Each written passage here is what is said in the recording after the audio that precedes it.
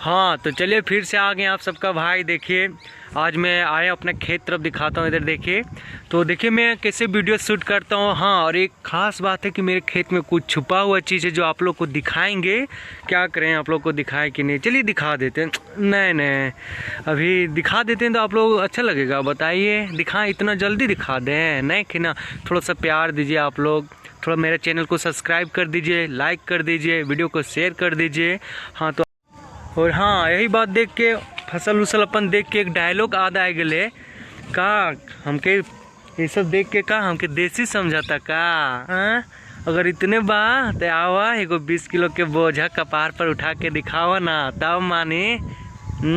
अरे हमनिए उपजाला तब तुम लोग खा ली, और हम ही लोग को बोलेला देसी हो। देसी तो हम लोग हैं ही, देसी किसानी भी हम लोग करेला, बहुत अच्छा से जानेला किसान के बारे में।